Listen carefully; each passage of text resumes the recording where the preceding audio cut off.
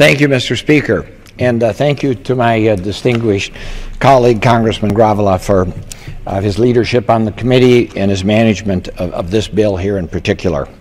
And thanks to all those who have worked together in a bipartisan manner to bring this important legislation to the floor of the House here today.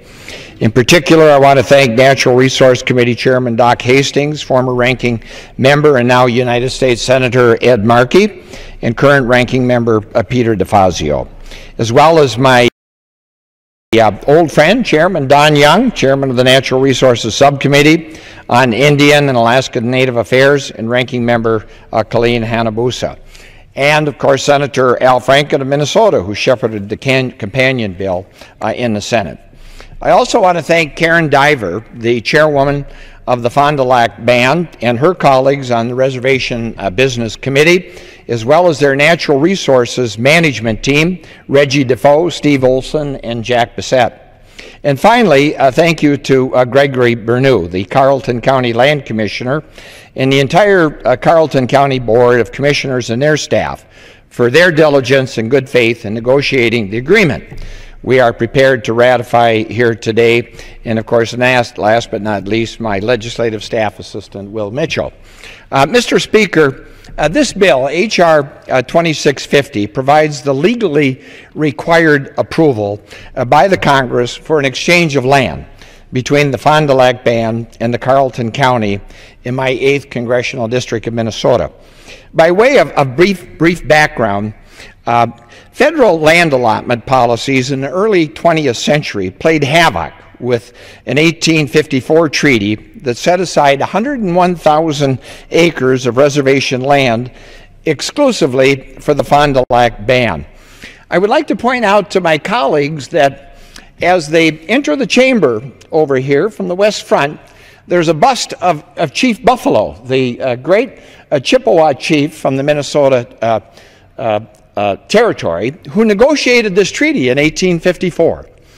And he and fellow band members got in a canoe, and they canoed starting in Lake Superior all the way through the Great Lakes out to New York City, and then took a train from there down to Washington to negotiate this treaty, and then of course took a train back to New York and canoed all the way back through the St. Lawrence Seaway, the Great Lakes, and back to the Chippewa Nation in the Minnesota Territory.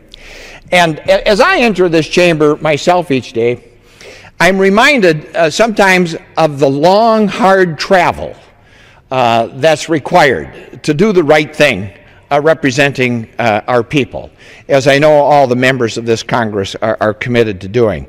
So each day when I enter this chamber, I say hi to Buffalo, and I recommend that each of you do the same. And I'm not sure, but when I walked by him today, I thought I saw a pleasant look of approval, if not a little nod, that the Congress was going to work here today to take care of this legislation. Because unfortunately, after that treaty was negotiated, homesteaders and others were wrongly permitted to settle on this tribal land, and much of which was later forfeited to the county for non-payment of taxes.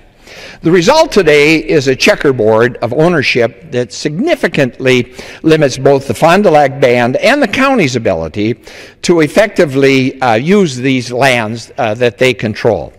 Under this agreement, which meets all the requirements of Minnesota law, the Fond du Lac Band will transfer 1,451 acres of land they own outside the Fond du Lac Reservation to Carlton County. In return, Carlton County will transfer approximately 3,200 acres of land of equal value, I must point out, that they now administer within the boundaries of the Fond du Lac Reservation back to the Fond du Lac Band.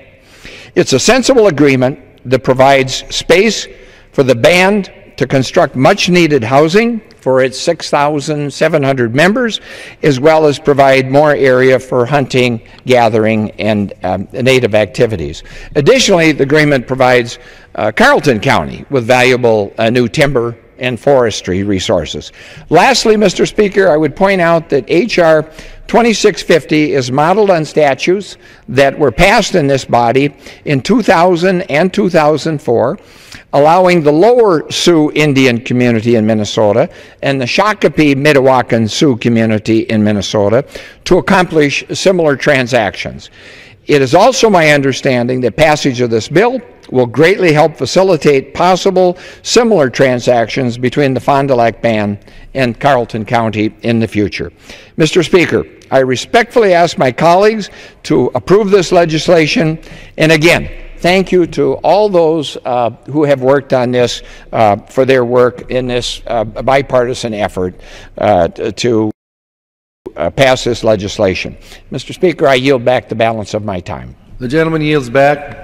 Does the gentleman from Arizona reserve? Yield back the balance of our time, Mr. Speaker. The gentleman from Arizona yields back. The gentleman from California is recognized. Mr. Speaker, I'd urge adoption of the legislation and yield back the balance of my time. The gentleman yields back. The question is, will the House suspend the rules and pass the bill H.R. 2650 as amended?